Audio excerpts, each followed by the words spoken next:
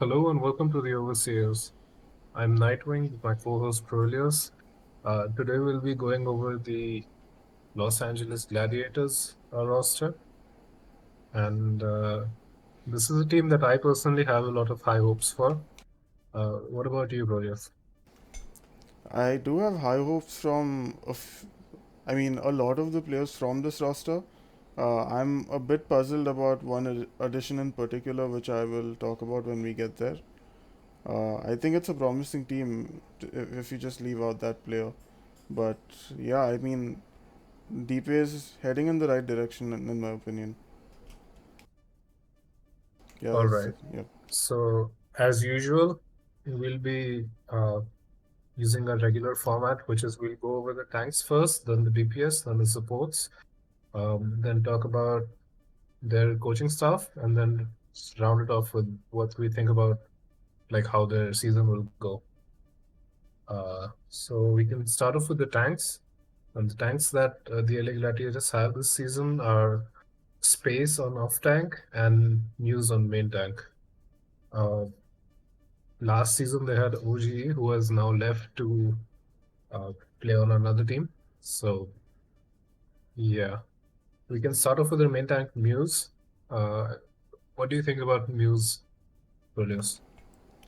So MuZe is this is his debut season in the Overwatch League. He is a main tank player coming in from Korean contenders. He has played on teams like WGS Phoenix and Talon Esports. Um, I I don't have like a very informed opinion on him, even though I've seen him play. Mainly just because I've seen him on Orisa for the most part. I've seen him in like the Orisa Diva meta or in Double Shield, but other than that, I haven't seen him much on the other main tanks. But from what I've heard, he is pretty versatile, and I mean, since he's just coming from contenders, uh, with like no sort of not much of a background that's been talked about. Like, if you haven't heard of a certain player and they still join an owl team, they've probably done well in tryouts, and I'm generally optimistic about such players because that means they've actually gotten through a display of skill and not just because, let's say, a coach likes them or because one of the other players knows them and has recommended them. So I feel like he's gotten in through skill and we can expect some good things from him. You saw him in the Winter Ball, right? I think you'll have a more rounded opinion about his recent skill level. Yeah, so Muse has shown us a lot of versatility. I mean, you may have seen him on Orisa, but in the Valiant Ball and the Steel Series Invitational that was played recently, Muse was playing on the LA Gladiators team, obviously, and they just won both tournaments. And I think Muse was, I mean, obviously, he was at least one-sixth part of that, being on the team, but he was quite good. On some areas where the team was struggling, like uh, you were seeing in those tournaments that whenever they would put birdring on the Sombra, they were really struggling. Muse would step up, especially with his Winston or ball gameplay, and he had some really good primal rages as Winston. Uh, was very effective and just had a very high APM almost as ball, um, instead of just kind of wasting time. I thought his ball, especially at least, looked better than OG's. So that's kind of an improvement there. Uh, and I think his Winston play was just more consistent. Like he didn't seem to be as like he didn't need to be the star of the show, but he could pop up when he wanted to, which I really liked seeing from Muse. Like he was rarely the issue, apart from sometimes on Ryan you would see him uh, have a little bit of trouble, but I mean Ryan is kind of a pain to play at times. Mm-hmm. Um, so he was having some trouble, I believe, on Dijang on the night market stage where he was just kind of getting rolled by the enemy Ryan. I think it was Gator on Atlanta that was just diffing him a little bit. Uh, but I mean that's just a one-off, I think. Apart from that, I thought his monkey and ball gameplay were good. Ryan was all right. If you've seen him on Rissa, then that's good. I didn't see much of him on Rissa. Yeah, So he thank like God pretty she's much not meta. covered Yeah, yet. yeah, Um, yet. so I mean he's quite well rounded. I think I would say he's an upgrade from OG, uh, just because he's not as high resource or does not demand as much attention, and I from what I can tell he's not as up or down. He's quite consistent, but that can only really be told through the season. But yeah, I think I'm quite happy with the this pickup. Yeah, makes sense. Makes sense. I Yeah. too think he is an upgrade over OG because, like, consistency is like one big flaw in OG, and I hope Muse can solve that for the team. He seems to be a good player, so we can hope, I guess. Yeah. So the next player we have is the off tank space. Um, so I'll kick us off with this one. Uh, just because I was watching a video from dpei the other day, and the way that he described space's mental was really interesting.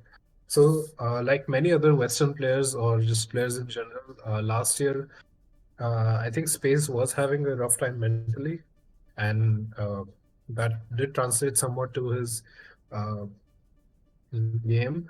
But this season, from what DP has said, Space is really fired up and is a lot more conscious of his role on the team, and he's just got a lot of confidence this year, much more than going into last year, which I think is a really good sign because I think on a good day, Space can really contend with the best off tanks in the league, in my opinion. Uh, but that's on the good days. I think some off tank players are uh, even more consistent than him, but yeah, I think Space is still just quite a good player, and uh, I mean we all know that he's quite versatile and he has good mechanics as well. I think Space is very well suited to the Zarya and Diva especially. I think his Sigma was a little bit overshadowed just because uh, there were a lot of these other really great Sigma players in the league last year, Choi, Void, Gargoyle, etc. Um, but I think Space will really come into his own much more this season than last season. What do you think, Polius? So I've been a big fan of Spaces for a while now, being an off-tank player myself, although obviously not even close to his level. Um, I feel like the most impressive heroes he plays are Diva and Sigma, but I am also weighing in his overall performances right from the beginning of the Overwatch League. So overall, I do think he's a pretty skilled off-tank player. He's not top tier, but he's never disappointing. He's quite a reliable player to have on your squad. He kind of reminds me of Poco in that sense because both of them pretty much play all of the off tanks, and they are a stable presence, right? They may or may not pop off, but if you just want someone to not mess up and supplement your team and enable them, then you're gonna feel them. So I think Spaces is good in that sense, and he's already been on this team for a year. He has synergy with a lot of these other players, so I think it's like the Glads are in a good spot with respect to the off tank role.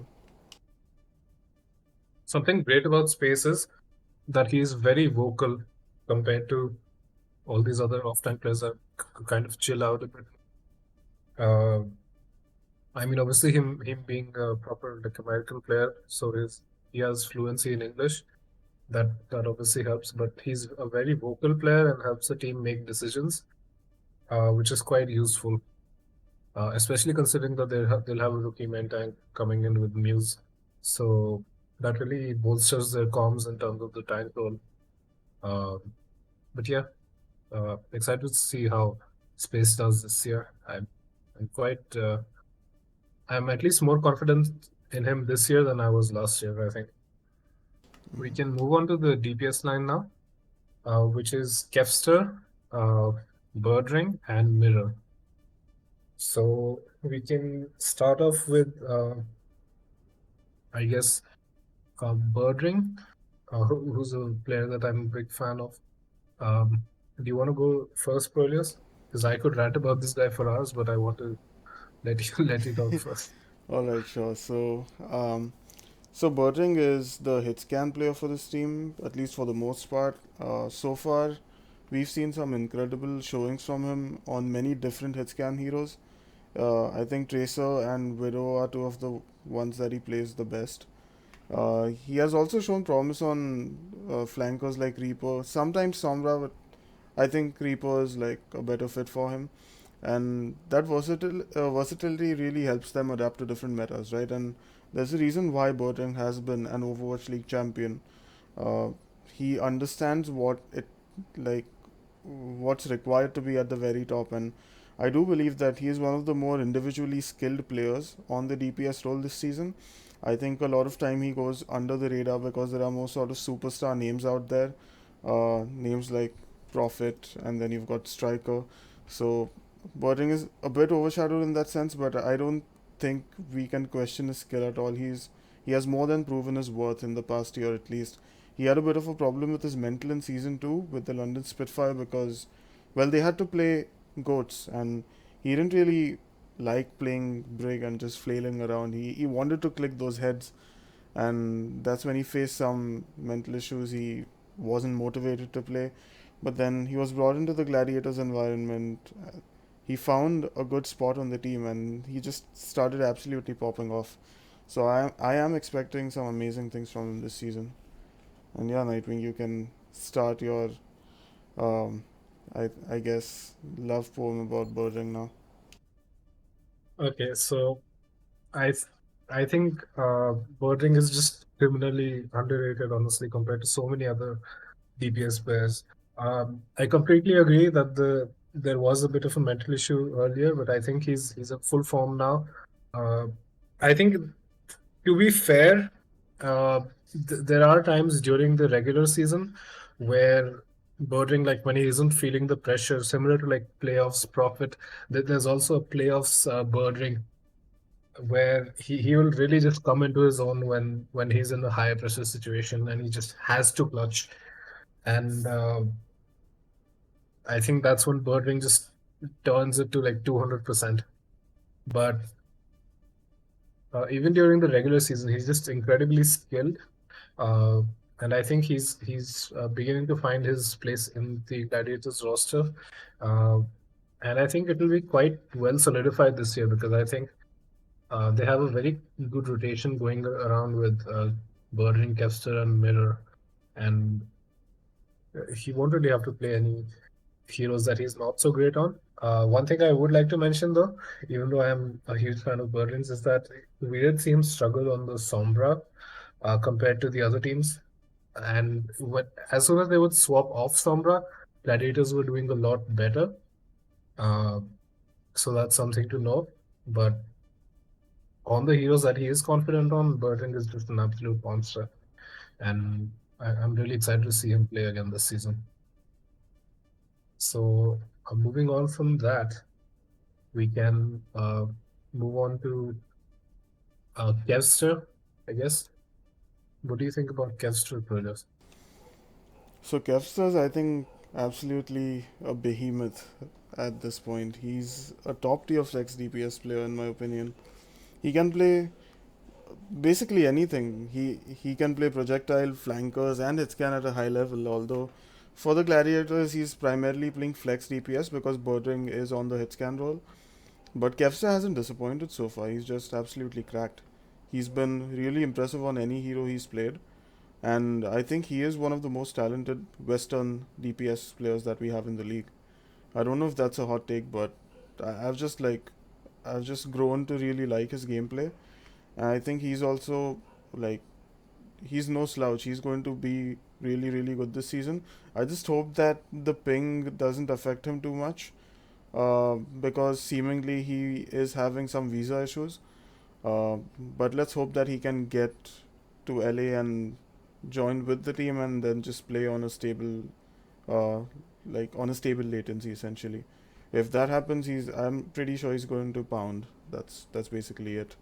You can share your thoughts on him now. Yeah, I think you're completely right. Kevster has been just holding the rank ladder hostage with his multiple alt accounts. Like the man is ranked 1, 2, 3, 4. Like he is every rank on in top 10. Whenever you check the leaderboard, uh, except he's not a Farah one pick, unlike Yazan.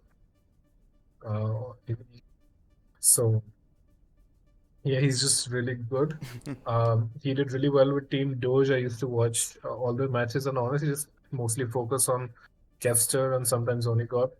Uh, and then he translated that very well into last year as well. I think Gladiators did struggle a little bit last season, but I think Kevster could not especially be like faulted because of that. Yeah, he is mechanically talented, but he's also very good on heroes where you just need to position properly, like May, and he has a really good feel for the tempo of the game. I think Kester's, like you said, he's probably one of the best, if not the best, Western DPS in the league. I'm not even sure who you would really compare him to. Like, uh, honestly, I'm kind of blanking out. Like, who would you say is a contender with Kevster for being one of the best Western DPS? I guess I'm kind Kai of would be one. whom? Kai from Atlanta Rain. Oh yeah, Kai. Yeah, yeah. The Kai is actually a perfect. I'm a little bit in anticipation of Sparker actually. I don't know if he's going to be like one of the best Western DPS, but he is pretty darn good. So I don't know. I would That's just keep an eye on him. That's true. I mean, you could compare him with Sparker. I think the issue with Sparker is just that the Glads is just higher quality of team at the moment, from what we can tell. So, Yeah.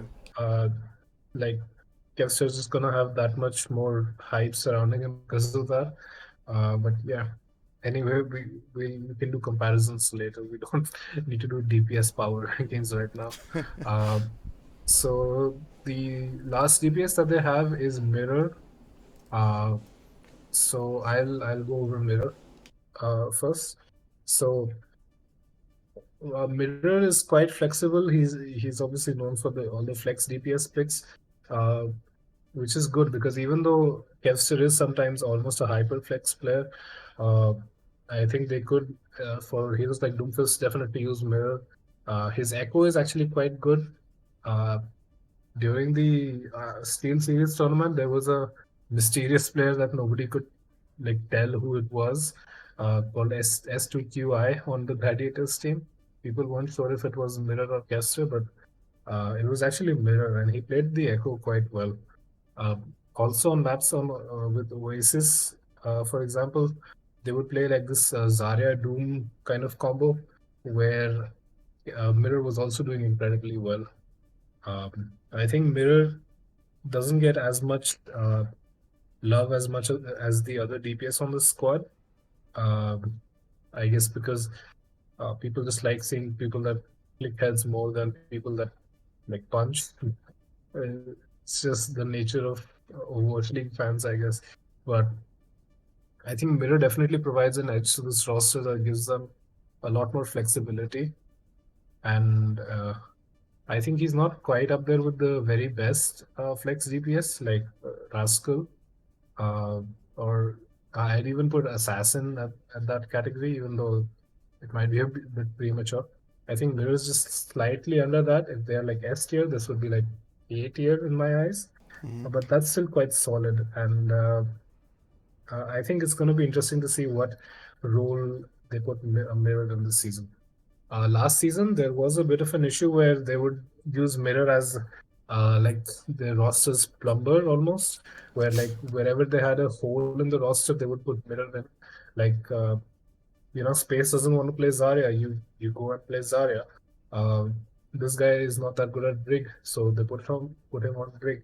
Uh, it was a bit odd, but seeing as they for the Brig thing, I think since they've put skewed into the roster, he can be a big player for them. Uh, Skewed only really played one map on Gibraltar as big, but I mean, at least it shows that they're not using mirror for the default break pick, right? And with the Doom Zarya thing, Space was still playing Zarya, so he has some confidence in his Zarya again, I guess.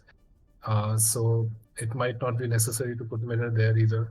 So it's gonna be good to see Mirror in his actual like assigned league role, but he is still very flexible. So if the need arises, he's always there to just be the Mario, the plumber of the team. Anyway, yeah, go ahead, Proteus. I think you've covered actually every point that I'd written down. Uh, I just I would just like to say that he's a good player to have on the bench because of the amount of flexibility and talent that he provides. You can pretty much put him on you can put him on off tank and even Zenyatta. I mean, when I say off tank, I just mean the Zarya because he is pretty good at it. Although I do think space is better. Um, he's probably going to just be their sort of um, reserve player because birdring and kevster can actually cover all of the DPS. Even though Mirror is a good echo, kevster has been farming ladder as echo, so I don't think they're going to field Mirror over them. Uh, I think he's probably going to just be benched until like a Doomfist meta or a Doomfist map has to be played. So that's still like he has sort of found a niche on the team, right? And they are not just perma benching him because we did see him come out last year to, like you said, fill out the holes on this roster. And I think even like a player like that is also like quite valuable to have because not all teams have that kind of flexibility on the bench. Sometimes their benches are just absolute garbage. So in this regard, I think Mirror is still a pretty competitive DPS player. Just good to have him on the team. That's pretty much it. Yeah, I agree with you. I think we can move on to the support line next. So the supports they have is Moth coming in from the SF Shock on main support. Uh, Skewed, who is like uh, um, he's more of a flex support, but I don't know. I guess Brig counts somewhat as a main support, so that's just a gray area. Then Shoes coming in from Guangzhou Charge uh, on flex support. So which one do you want to cover first, Proteus? We can go with Moth, I guess. He's the only main support on this roster. Do you want to go first or should I? You can go ahead. Alright, so for those of you that have been living under a rock, Moth is a two time Overwatch League champion. He was with the San Francisco Shock last year, and he's a really good main support player. Um, and one big plus that people don't actually talk about is that he can even play flex support at a very high level. If you want BAP, you want Ana, you want Zen, you can field Moth without really worrying about it, although his main support is better. Um, he can cover almost all of the heroes in that category really, really well. So I've also heard a lot of people saying that Moth is the best main support in the Overwatch League. I I tend to debate that point. I mean, not because I think Moth is weak or anything like that. He is really good. Otherwise, he wouldn't have been able to help the Shock achieve two championships. But I think there are other main support players that are equally good. I'm not going to say that they are definitely better than him, but if you think of players like Lee Jae-gon, Funny Astro, even Slime is I think pretty darn good. There are other really good main supports. So uh, sometimes I think just because the Shock have won two championships, people just call him the greatest main support. Even though I am a big fan of his, Moth is I don't know if you guys know this. Moth is actually my favorite player in Owl. I'm not like a fanboy or anything, but I feel like Moth is just like I would love to have his personality, right? He's really down to earth despite having so many prizes, and he's never he never shows off super. I mean, And super. he's never nervous. He's never nervous, and he also puts on the best panic expressions when his team C9s during a playoff. So I think a lot of respect to him for that. But yeah, I do believe that he's really good because I think his style of playing main support is actually the ideal one because he generally just plays to help his team out.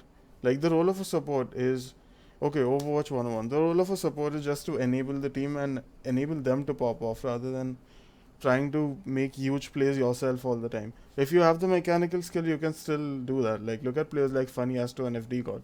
They're just going to enter backlines and assassinate people just like that, or get four-man boops without even trying hard. But Moth just prefers to stay there with his team, heal them up, speed them around on Lucio, provide them the big like armor packs at the right time, fly to them as mercy, pocket them when needed. So he's not really someone that goes for those flashy plays, but he makes sure that his team gets the resources they need, and I think that's really really commendable. And it's not like he does not make plays, right? Because I'm sure last season we all saw all of those Orisa Hall plus Lucio Boop combos that he landed with Smurf on multiple occasions. There were I think like three boops like that they did on Lijiang Gardens, and then one boop on Kings Row, which were like If really anyone, memorable. if anyone remembers, there was also uh, the agilities triple boop, and then I believe Moth answered back, something like that. They No, were in the Canada versus no, USA. no, that wasn't USA versus Canada. That was Canada versus some other team. No, wait, Moths did like reply back with a triple boop. I'm pretty sure that was a match. No, there was another match on Rialto, but that was Korea versus France, if I'm not wrong. No, no, there No, was not France. Oh God, why am I? I don't know what I'm thinking of right now. Moth. No, that was Moth Owl. definitely got a 3K, I think. Moth It got it. was like, I think there was like a weird match with No, like no, no, no, no. activities. Okay, I know what you're talking about. I know what you're talking about. No, the agilities match happened in the World Cup, Yeah, where they put him on main support, and Moth got four boops against the Atlanta Rain during the match where they C9'd maybe in I'm. season two, the playoffs. Yeah, they were playing. Double shield Bastion, Atlanta. Moth just went behind them and booped three people in one go, and then yeah, he Yeah, basically won that fight for his team single handedly. So yeah, I mean that's what I'm talking about, right? Moth can make plays when it counts, but he's not someone you would expect to go for those hero plays, which is what also makes him really dangerous because his mechanical skill is also pretty much up there. So I think that's another reason why I really, really respect him. Like, yeah, but enough of my. Despite the fact that I said I don't fanboy about Moth, I pretty much sounded like a fanboy there. But yeah, he is a really good main support player. Uh, I'm just curious to see how well he'll do in a different sort of weaker team. Although it still is a pretty good team. So yeah, that's pretty much it. He's been used to one structure for 3 years so far. So it remains to be seen if he is equally effective in this one. That's all I'll say. yeah. I think you've pretty much covered most of it. Uh, like you said, he's a great player, and I'm interested to see how he works within this system.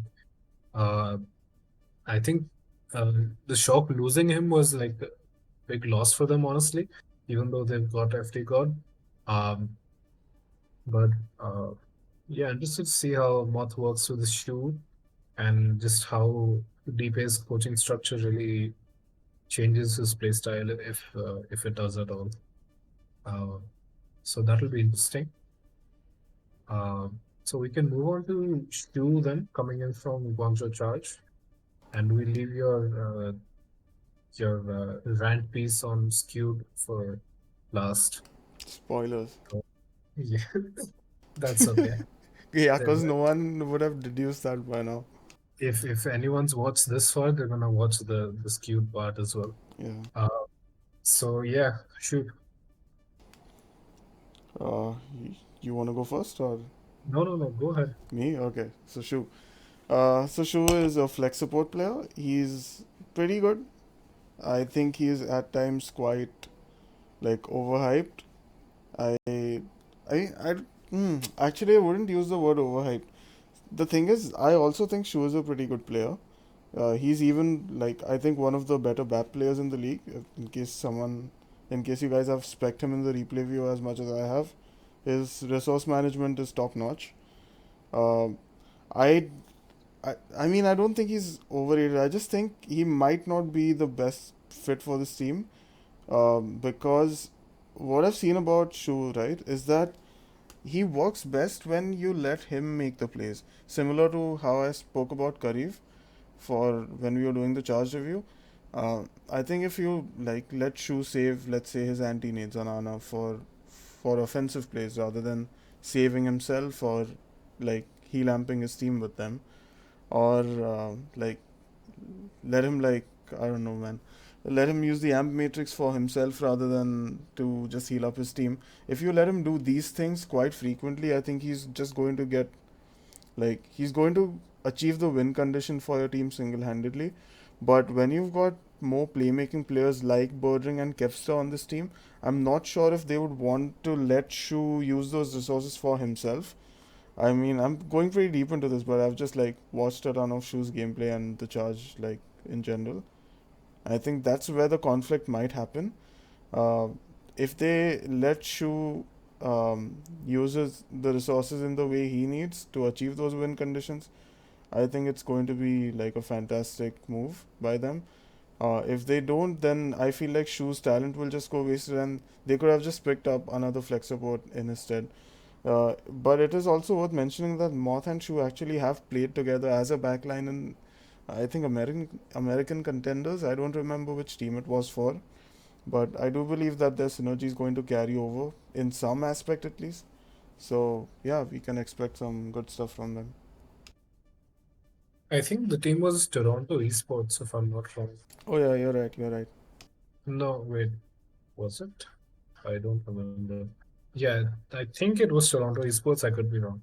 Um, anyway, so yeah, Shu, I think uh, I agree somewhat with your points, but we see that the best flex supports in the league can be incredibly aggressive, similar to Shu when they want. Uh, like you think of Violet, for example, right? He is also just a straight fragger that can use all the resources to himself at times.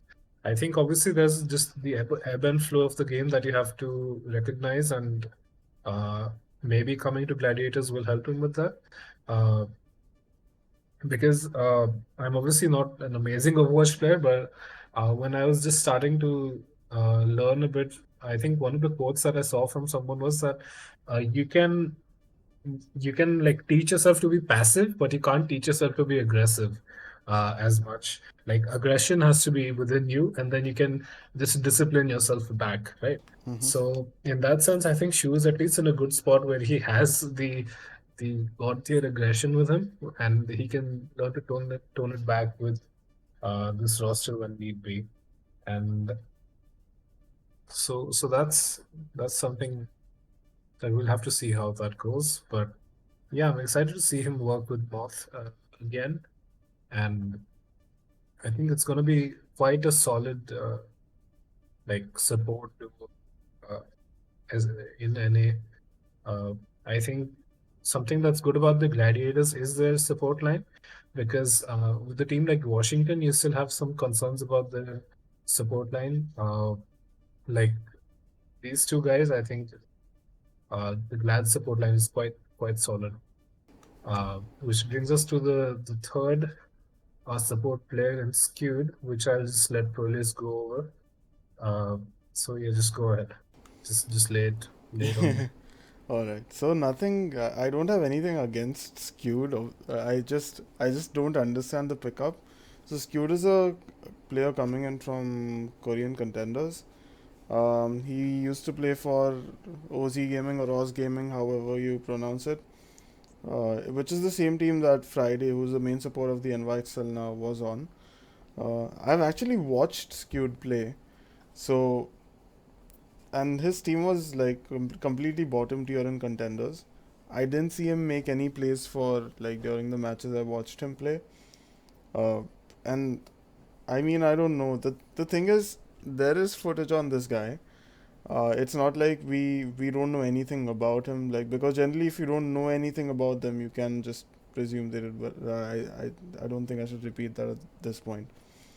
But because I've seen him play so much and because he wasn't able to make plays, his team wasn't impressive either. I think he's going to be one of the weakest flex supports in the league, and I I just think that they should probably bench him and get him to elevate his level of play before they actually field him. I think you're not losing out on anything with Moth and Shu. You just field them all the time, and you're going to get the results you sort of paid for, I guess. You're going to get your money's worth. But with skewed, I don't know. I I just don't understand the pickup. That's, I don't know.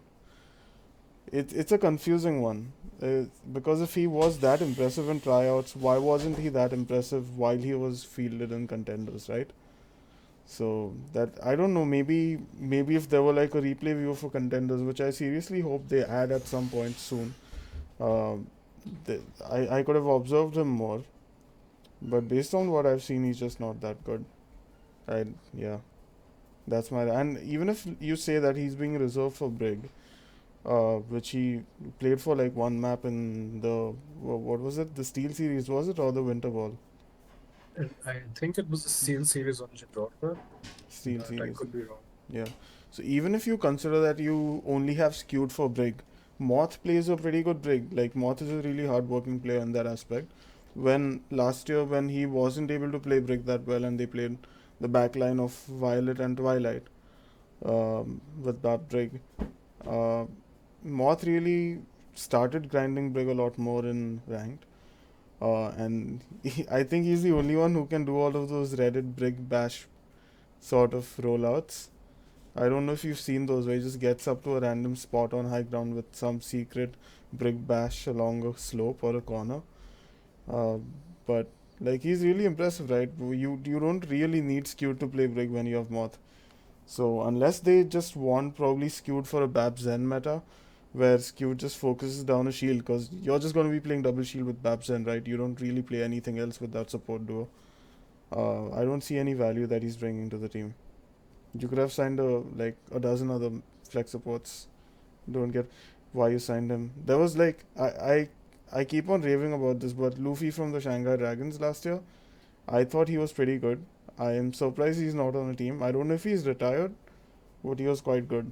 So maybe they could have thought of Luffy instead. Yeah, you can share your thoughts, Nightwing. Sorry for taking up so Maybe, much time. no, it's all right. Um, Maybe Luffy is just out getting, searching for One Piece. Uh, Never mind. I don't understand. Anyways, it's an anime. Luffy is the main character of a very long-running anime called One Piece. Okay, I know. I Um, have heard. I know about One Piece. I didn't know about Luffy because I haven't watched the show. so he's a character that's very flexible. Uh, Mhm. so maybe Luffy wanted to say he was flexible. That's why the Anyway, flex that's support, I guess. yeah, that's. I think I'm quite interested in just knowing why so many players from Uzi Gaming are getting picked up, considering the team did not really do that well. I think the only thing they've actually won is like Open Division. Like that was a practice season of Open Division. So I'm not sure why so many players from this team have been picked up. They must have done like really well in tryouts because you see from OZ Gaming they've picked up Friday to NYXL. They've picked up Checkmate to Florida Mayhem. They've got Skewed to LA Gladiators. Like I don't know if I'm missing something with this team. I don't know, man. Maybe they were just like sandbagging just their brains off in contenders, but I don't know. Cause I wasn't even impressed with Friday. I'm sure you guys remember my rant about that if you've seen the NYXL episode. But even Friday was just, I just felt he fed a lot, and I just think Skewed hasn't made a lot of plays. So I don't know why this support line in particular is an owl right now. Yeah, Although I'm in guessing separate it teams. just has to do with like really good tryouts Yeah. because yeah, I mean, I'm not too hot on Checkmate either, from what I've seen of him. But it's quite interesting. I think they may have found something in these players that we might have missed, or they've just improved, I guess. Uh, I don't really know, to be perfectly honest with you, but it's going to be interesting to see. I think Skewed is probably in just because they need someone to maybe something like Brig Lucio, I was thinking. Because even with Bap Zen, I think you could still somewhat make do with like Shu and Moth. Uh, with like Brig and Lucio, you might want to put like Skewden on the Brig and Moth in for Lucio. Even though that was a very short lived meta because the heals are very low. but I don't really know. I think, honestly, I think it might have been sufficient just to put like a mirror on the brick again. Uh, but if there's something in skewed that we're missing, then that's great. I mean, always love seeing an increased level of this competition in the league. So I don't know, a bit of a question mark for me. We'll have to see. Anyway, so we can move on to the coaching stuff. Uh, I'll just say a little bit of stuff and then you can go ahead. Mm-hmm. So DB has been coaching lads for quite a while now, ever since the beginning, really. I believe. So I mean, he's at least somewhat well respected within the coaching scene, as far as I know. But I think some fans have had a lot of questions for him, uh, just because Glads have had somewhat of a Dallas situation, but not quite as bad. Uh, where they haven't delivered sometimes, even though they've looked very, very promising. And he did address this during his. Uh, he was doing this video series on the power rankings of teams, where he was just putting teams in like three tiers, I believe, like bottom, mid, and upper tier. And when he was addressing Gladiators, he did talk about uh, the fact that the elephant in the room really was not the roster itself, but it was dpei and his coaching. And he addressed it in a way which I quite liked. He said that, uh, and I'm very heavily paraphrasing here. I might get something wrong, but uh, he took a lot of the blame on himself. He said that, as he's the coach, he kind of has to take those falls for the team, but he's really confident in the roster this season. And while I don't know much about uh, the kind of coaching style he has, um, and I have questioned the use of random spots. Uh, at least they've picked up someone to fill up that big role. Uh, so they're at least heading in the right direction.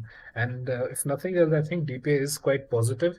He has the right tone for a coach, I think, where he's friendly enough to put his players in a comfortable space, but there is that hierarchical kind of relation between the coach and the players, where some other coaches, I think the players think themselves too good to really be coached, and that's when you come across just non-coachable players, right?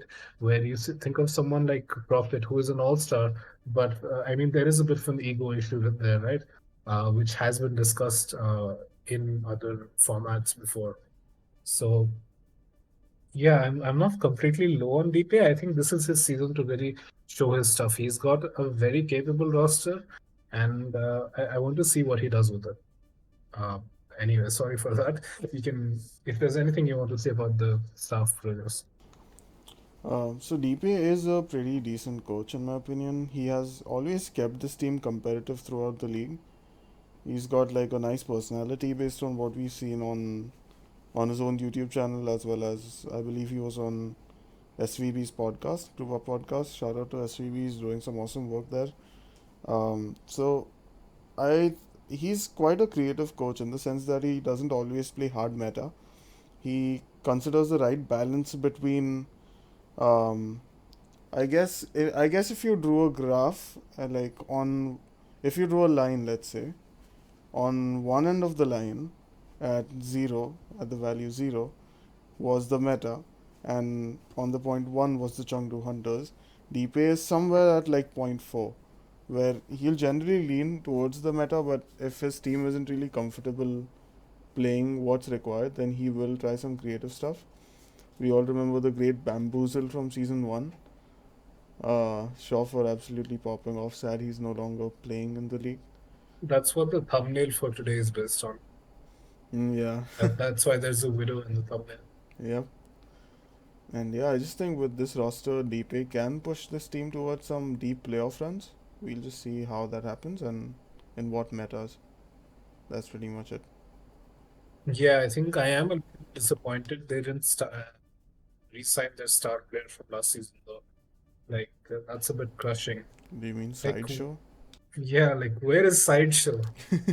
He was given such a short contract last season and it's just not been renewed. Like uh, apart from like this team is competitive, but without sideshow, I don't see it really going anywhere.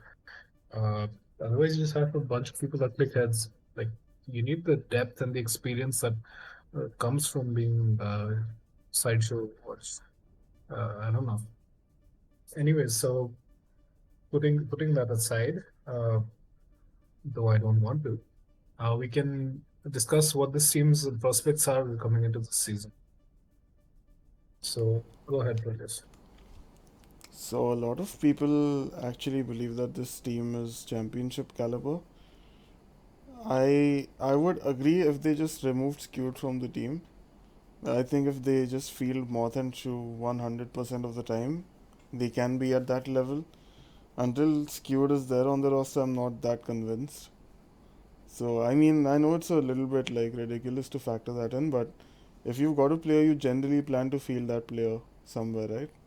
I just don't think Skewed can play any hero better than either of these supports. So if you just consider that, then I mean I still think they are going to make some deep playoff runs at least in some of the tournaments that are played. Uh, I think they can even push for the championship level play if it fits their like comfort picks, which I think based on the DPS line at least they can play in any meta, even the supports. So it just depends on what MuZe and Space sort of do well at, and yeah, that's what will determine how well this team does. It's a bit hard to put a finger on it, at least for me, but I do believe they are a competitive roster and they will make some good playoff runs. Okay, so what I think is that I don't really see the point of how removing a player makes the team better.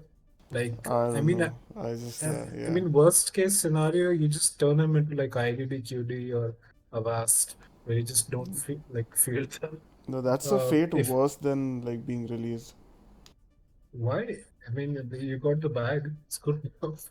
Um, and I don't know.